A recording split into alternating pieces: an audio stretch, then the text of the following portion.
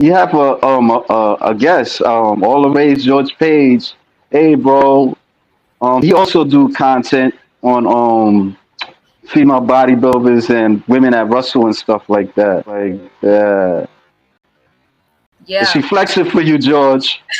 All, I played a lot of sports, but I was playing tackle football. I think that was around 12, 13 as well. I started doing that, and that's when I got even more into fitness. But I played tackle football and then segued into boxing for a little mm, bit when I lived on the West Coast. And um, when I was doing that, that was also when I'm likewise to you, like I was kind of in trouble at the time. And it just so happened that I had to do some community service instead of like a juvenile delinquent situation. Don't judge me. No, go ahead, judge me. I don't care. nah. So they gave me the list of it was such a miserable time in my life. That's why I'm so thankful for all the creative things I'm into, and people understand. Like they ask me like, why are you so into so many things? And I'm like, um, it's because I was looking for reasons. I was looking for reasons to live, reasons to still be here, reasons to feel something and to understand myself in the world a little bit better so that I could like try and have a good time because I had so many miserable years. So at that time, I'm sitting there with the list of community service that I have to do for this stupid situation I got myself in.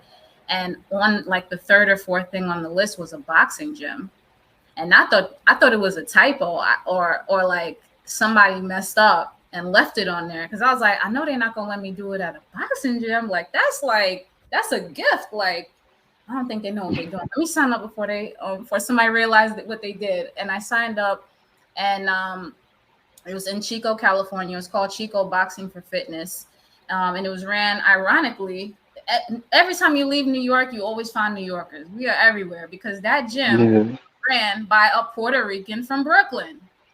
Of all Mm, the places, of all the people, whose name was Joe Rodriguez, and it was a family-owned business, him and his son, and they his son was like my immediate person, so like I reported to him and stuff, and they were tough on me at first, and put me through my paces, and I was cleaning up the gym, I was mopping up everything, whatever. But after a while, I was like, I would really love to like to train and like do stuff, and they would have classes, and they had a lot of kids in there too. Um, and after a while, they let me start training, and then I would just start coming and knocking out my work in 2, 3 hours, and then like train for 3, 4 hours because I loved it because it was giving me yeah. like breath and air and life. And then the owner Joe, he started training me like personally. So like he would put the mitts on and one-on-one with me and take me through stuff and say, okay, do this. And that was really, really encouraging. He was so sweet to me. He really was.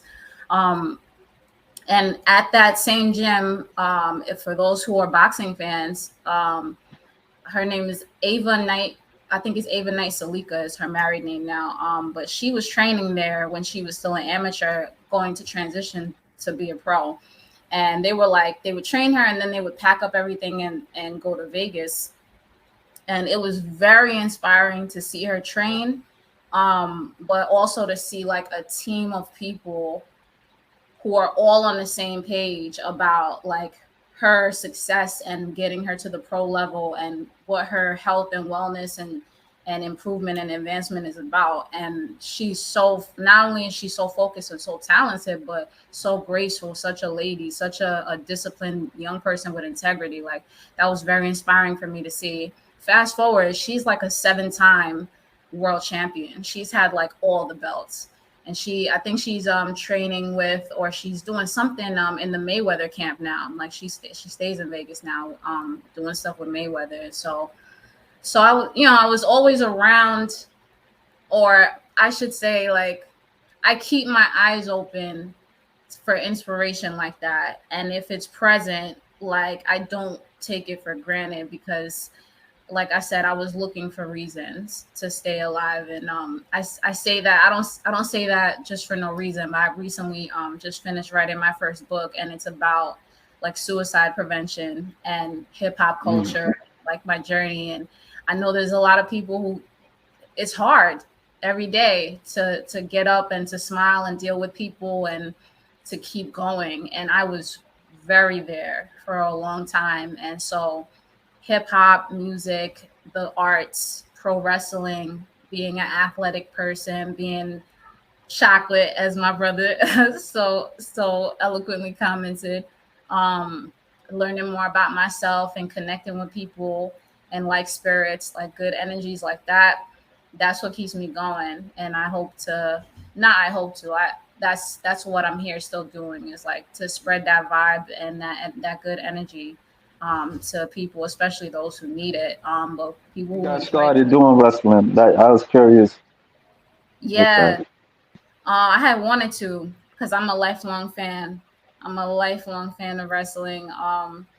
And I'm a believer in how you do one thing is how you do all things. So just like I'm a music head and I'm a pro wrestling head. So now it's like I don't just watch tape of like Bret Hart is one of my favorite wrestlers. Kurt Hennig, Mr. Perfect is one of my favorite. I don't just watch tape of like him and Piper and stuff. I'm like a Jack Briscoe head. I'm like a Dr. Jerry Graham head. I'm like superstar Billy Graham head. I'm like, you know, Cree Bob Backlund. Like I go back. I watch black and white footage of wrestling in black and white and brown and white. Like that shit Yeah, is I probably don't ever. Nah, I probably yeah, I think that's before my time. it Like is. not to cut you off, but Are you good? I only think I probably like Hulk Hogan, Yeah. Roddy Piper, You kids, you and young kids in the Junkyard Dog, yeah, Junkyard and Dog. yeah, I wasn't like I wasn't like really into wrestling like that. Like I Mm-hmm. probably looked at I probably was in my friend house and I would look at The Rock. It is the '90s Right. and Mankind and stuff Yeah, like that. atmosphere. Yeah. That yeah, I wasn't like a wrestling like really into wrestling like too heavily like that. I think I like like friends influenced me like like Yeah. schoolmates like influenced me to look at it. Mm-hmm. Yeah, but but over the years I kind of looked at wrestling in a type of different way. Um, Mm. but yeah, do you pay attention to women wrestlers like Jade Cagell? Oh yeah, yeah, yeah. Jay Carter. Yeah, yeah. Oh yeah. Yeah, Um, I'm hoping she decides. I mean, she doesn't have to. It's yeah. not like she's desperate for the bag. She'll be good, but I'm hoping that she decides to stay in wrestling and continue improving and advancing in it. Because she could do a lot of great things and can continue to bring a lot of eyes who are not into wrestling into it, and a lot of fans who left it to come back. But yeah, I pay attention to all of that stuff from back way back when to now. And like I said, I was a lifelong fan. I had wanted to do it for a long time, but didn't have the means and the opportunity to actually train. And then I started football and all that stuff. But a year and change ago, I was in North Carolina and I was deciding that I was going to move back to New York. Fortunately, Johnny Rods, WWE Hall of Famer Johnny Rods, the unpredictable one, who had his own club, a wrestling club in Brooklyn at the world famous Gleason's Boxing Gym. There's about 5 rings in there, and then there's one special ring that is for wrestling only, and that is our ring. And I'm very grateful to Bruce Silverglade, who owns Gleason's, and to our whole training community at Gleason's and our club, because it has been a wild. I've never done anything. I've done tackle football. I've done musical theater. I've done battle rap. I've done regular rap and music. I've done boxing, but pro wrestling is all those things and also like nothing else in the world. It is completely unique on my body physically. Like thank God I did all that stuff before because I'm that much more prepared, but there's still nothing like being in the ring and actually having a match, and then actually having a match in front of people. and like doing shows live. Nothing like it. But for me, it makes so much sense. It's the amalgamation of everything I am: athletic, artistic, creative, entertaining, philosophical, psychological. It's everything. And I'm really happy that I'm not only having a good time, but I'm actually good at this, y'all. I can't wait for y'all to see me. Yeah, a while back, like months ago, I kind of interviewed a young lady. Her name is Jennifer Thomas, and she was a wrestler. She went to wrestling camp, and then she became like a exotic wrestler. She do wrestling sessions and stuff. Yeah, she do that type of stuff. She do that type of stuff. Like she will wrestle men and stuff. Yeah, Okay. like you never went to wrestling camp though. Like I never went that. to it. I would have loved to. Never got the Yeah, chance. yeah. We That wrestle that's men. yeah, It's only two of us. Shout to Jada Rose. It's been only two girls for a minute now. So I mean, we wrestle each other, but most of the time we're wrestling guys of all sizes and shapes. So, yeah. but that's good. And There's people tell me men. that I Oh, kind of wrestle like a man anyway. So, hope there's that's a men compliment. that. Nah, I mean, there's men that like wrestling, that like getting beat up by women, like wrestling. Like I don't know, you ever seen like exotic tapes and stuff like that, exotic wrestling and stuff. You know, yesterday I went to like a place and it's called Velvet Row, and they do like some exotic stuff, and like sometimes the women wrestle women, sometimes the women wrestle men, stuff like that. They have all type of stuff, There's something nude for everyone. wrestling, and yeah, it's a bit freaky.